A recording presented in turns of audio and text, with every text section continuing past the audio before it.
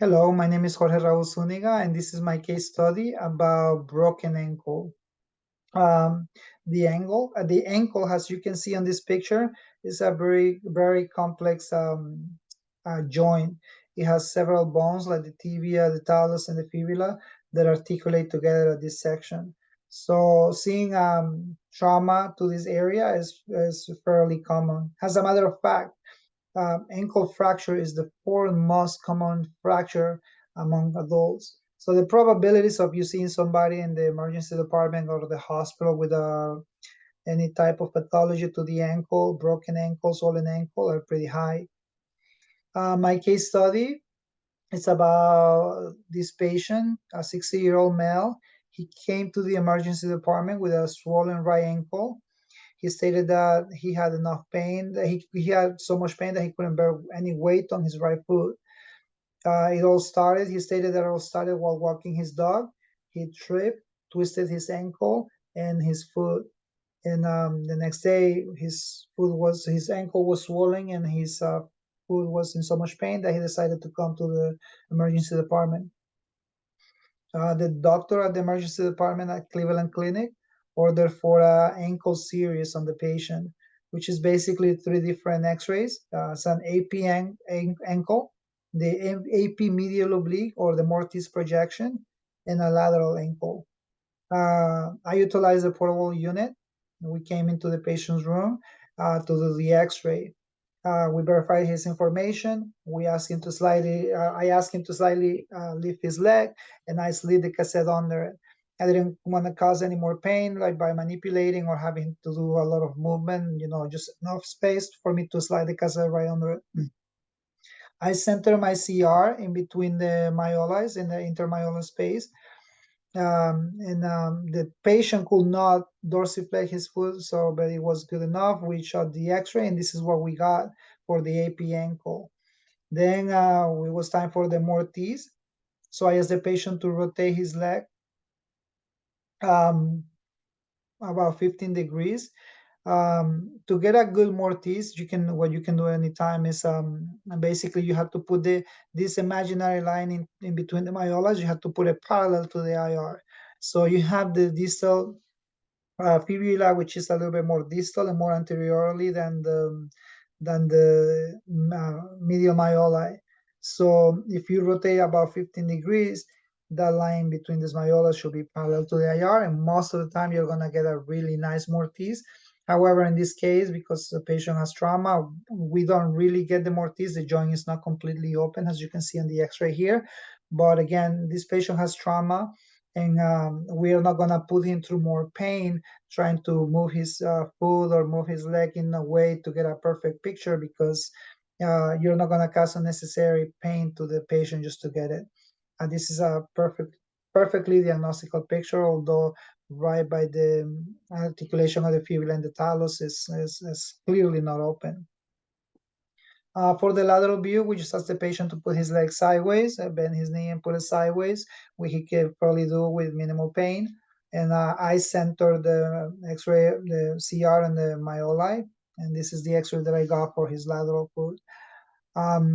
As you can see on these X-rays, you can see the pathology, right? In this area of the fibula, you have the oblique fracture. It seems like a little bit of displacement. And then you have this fracture here, which is called POTS. POTS fracture is basically a fracture on the medial malleoli, a transverse fracture on the medial malleoli, and you can see it right here. When we did the oblique, again, you can see a little bit more clearly demonstrated the dislocation of the fibula bone. And Again, going back to this picture, we don't want the patient to be in more pain to get a perfect Mortise joint open joint. But this is a acceptable picture, is a diagnostical picture, and that's what we want. Our goal, right, as an X-ray technologist, is to get images, quality image that the doctor can make a diagnosis.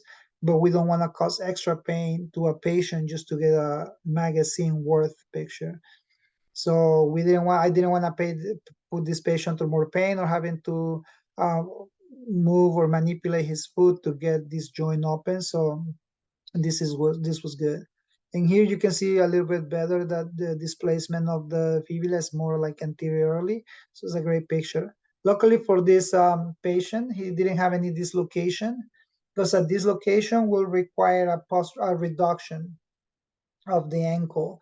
And what a reduction is basically the doctor will come, and I have a perfect example of an x-ray that I actually did yesterday. We have here the patient, he dislocated his ankle. So what the reduction is basically the doctor applies anesthesia to the area of the pain in the ankle, right, in this case, and then he pops the joint back into place. So this was the AP. You can tell not so much for the foot, but because the tibia and the fibula and the position, that's the AP. We did those x-rays, and then the doctor came, did his reduction, popped the joint back into place, and then we come back, and the patient is already wearing a cast, and you have the doctor can verify if the joint is in the right place, and it was put in the place in the way that it should have been. And in this case, it reveals more. It reveals another pathology. It reveals the fractures on the medial malleoli here, which is a pot, and the distal and the fibula, the lateral malleoli here. It's the fracture there, not so much in the fibula, but this is already in the malleoli. To be considered a malleolar fracture, it has to be like 2 inches from the tip of the stylo process there. So this is definitely lateral malleolar fracture. And like I said, this is the lateral picture, pre-reduction and then post-reduction. It's important because you don't really see much of an pathology here, but once the joint is in place, then you can see a pathology and you can take a course of action. For the patient in my case study, the course of action was surgical repairment, and that's called an ORIF. And what an ORIF is basically open reduction internal fixation, and is the fixing the joint or the broken bones through surgery with the help of plates like this one, or like the screws like here. For the patient, we did that. It was basically um, plates and screws, the screws for the medial malleoli and the plate for the distal fibula to fix it. The first when we are in the OR as an X-ray tech, we come and take an initial picture. The doctor wants to see where his starting point, and then he comes with this radio pointer and he marks the incision. So we put live fluoro during this moment, and he's putting the the the pointer in the place that he wants to do the incision. So once he has the place, he asks for the picture to be saved, to put it on his TV, and start the incision in the place that he wanted. And in the case of our patient, he started with the medial malleoli. In the medial malleoli, he basically put some rods in it and secure that bone with the screws, not rods, the screws. And it's basically the same process. You go a lot of from AP to lateral because he wants to make sure that he's aligning the screws in the right place. So he will place them and he will ask for the live fluoro, and then you do the AP, the lateral. Then he might ask for a lateral, and if he's satisfied with the placement, he will start screwing the screw, and then he will eventually ask for a picture of AP, sometimes AP and lateral, to make sure that the screw is going in the right place. When he finished with that, he went into the lateral and the lateral side on the fibula, and the same. He marked with the pointer where he wanted to do the incision. He performs the incision. He puts the plate, like you see here, and it's basically the same process. He will ask for AP and a lateral shot to make sure that the plate is aligned and it's in place and it's putting the bone kind of in the way that it can heal together. Um, and then he screws with the same process, making sure that the screw is in the right place. He will ask for AP, like floor AP laterals, and then once he has a place for the screws, he will just drill them in to hold the plate right in place. And everything is successful. Then in the post or in the pack unit, yeah, we will go and do another image to see how the surgery went and how the patient, if there is anything else, I guess. It's just to check that everything is good after surgery at the packs.